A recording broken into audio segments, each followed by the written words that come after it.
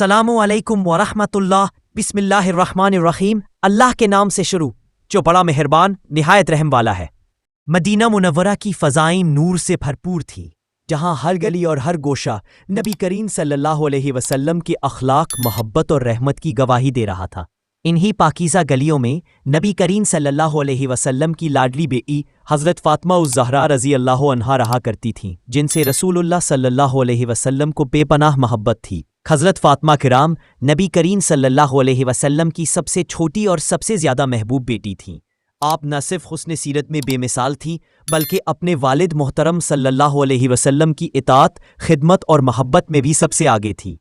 نبی کریم صلی اللہ علیہ وسلم جب بھی کسی سفر سے واپس تشریف لاتے، سب سے پہلے حضرت فاطمہ کے گھر جاتے۔ وہ جب بھی نبی صلی اللہ علیہ وسلم سے ملاقات کے لیے آتی تو آپ صلی اللہ علیہ وسلم ان کے احترام میں کھڑے ہو جاتے، اپنی چادر زمین پر بچھاتے تاکہ وہ اس پر بیٹھے اور ان کے ہاتھ کو محبت سے چومتے۔ ایک دن نبی کریم صلی اللہ علیہ وسلم نے فرمایا، فاطمہ میرے جگر کا ٹکڑا ہے، جس نے اسے ناراض کیا اس نے مجھے ناراض کیا۔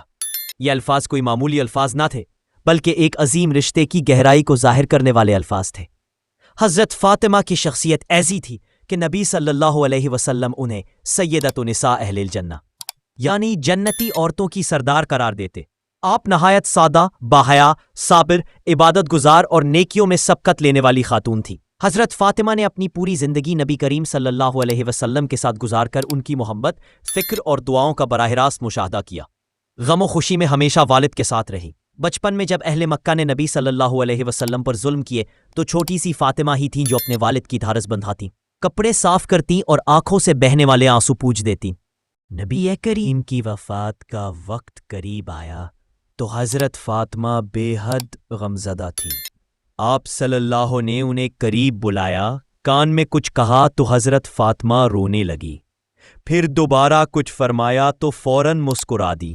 بعد میں جب حضرت عائشہ نے وجہ پوچھی تو حضرت فاطمہ نے بتایا کہ نبی صلی اللہ علیہ وسلم نے فرمایا کہ میری وفات قریب ہے، تو وہ رو دی اور پھر فرمایا تم میرے بعد سب سے پہلے مجھ سے آ ملو گی، تو وہ مسکرا اٹھی۔ یہ محبت صرف ظاہری نہ تھی، بلکہ روحانی، اخروی اور ابدی محبت تھی۔ نبی صلی اللہ علیہ وسلم کی یہ دعا حضرت فاطمہ کے لیے کہ اللہ انہیں دنیا و آخرت کی کامیابی عطا فرمائے، ان کے درجات بلند کرے اور انہیں جنت میں اعلیٰ مقام عطا کرے۔ نبی کریم صلی اللہ علیہ وسلم کی وفات کے کچھ ہی مہینے بعد حضرت فاطمہ بھی اس دنیا سے رخصت ہو گئیں اور یوں اپنے محبوب والد کے پاس پہنچ گئیں۔ ان کی وفات پر حضرت علی بہت غمگین ہوئے، لیکن حضرت فاطمہ کی شخصیت اور مقام نے امت مسلمہ کو ایک ایسا نمونہ فراہم کیا جو قیامت تک باقی رہے گا۔ حضرت فاطمہ کی زندگی ہمیں یہ سکھاتی ہے کہ بیٹی ہونا کتنا عظیم رشتہ ہے اور ایک باپ کی محبت اپنی بیٹی کے لیے کتنی بلند ہو سکتی ہے۔ نبی کریم صلی اللہ علیہ وسلم کی سنت ہمیں یہ پیغام دیتی ہے کہ بیٹیوں کو عزت دی جائے، ان سے محبت کی جائے، ان کا احترام کیا جائے، کیونکہ وہ ماں، بہن، بیوی اور بیٹی کے روپ میں رحمت ہوتی ہے۔